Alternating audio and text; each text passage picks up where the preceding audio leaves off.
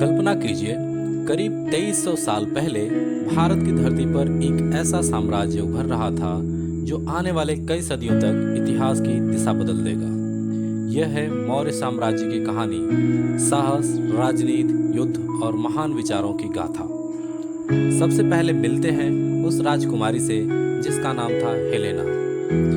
वो कोई साधारण राजकुमारी नहीं थी, बल्कि सिकंदर महान के प्रमुख सेनापति सेल्यूकस निकेटर की बेटी थी। राजनीतिक रिश्तों को मजबूत करने के लिए उसने भारत के एक युवा और महत्वाकांक्षी राजा से विवाह किया। वह थे चंद्रगुप्त मौर्य। चंद्रगुप्त वही शासक जिसने मौर्य साम्राज्य की नींव रखी और सिकंदर के उत्तराधिकारियों को हराकर मगध और उत्तर पश्चिमी भारत को एकजुट कर दिया। उसने पाटलिपुत्र, आज का पटना, को राजधानी बनाया। लेकिन इस सफलता के पीछे एक और नाम था, चाणक्य, राजनीति और प्रशासन का जादूगर, जिसने अर्थशास्त्र लिखा और चंद्रगुप्त को सिखाया कि एक साम्राज्य कैसे चलाया जाता है। समय बीता और चंद्रगुप्त ने गद्दी अपने पुत्र बिंदुसार को सौंप दी। इतिहास में उन्हें महान पिता का पुत्र और महान पुत्र का पिता कहा जाता है, क्योंकि वो चंद्रगुप्त मौर्य के बेटे और सम्राट अशोक महान के पिता थे। बिंदुसार ने दक्षिण भारत तक साम्राज्य फैलाया और कूटनीति से अपनी ताकत कायम रखी। फिर आया वह दौर जिसने मौर्य साम्राज्य को अमर कर दिया, अशोक महान का शासन। अशोक पहले ऐसे राजा थे जिन्होंने अभिलेखों के माध्यम से जनता तक अपने विचार पहुंचाए। उनके आदेश प्राकृत भाषा और ब्रह्मलिपि में पत्थरों और स्तंभों पर खुदे हुए मिलते हैं।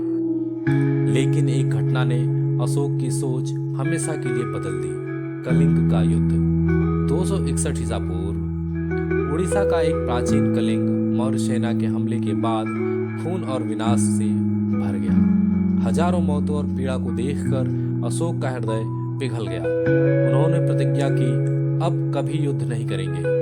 उन्होंने बौद्ध धर्म अपनाया और अपने साम्राज्य में धम्म का प्रचार किया, एक ऐसी नीति जिसमें किसी देवता की पूजा या विशेष कर्मकांड की आवश्यकता नहीं थी, बस नैतिकता और सदाचार को महत्व था।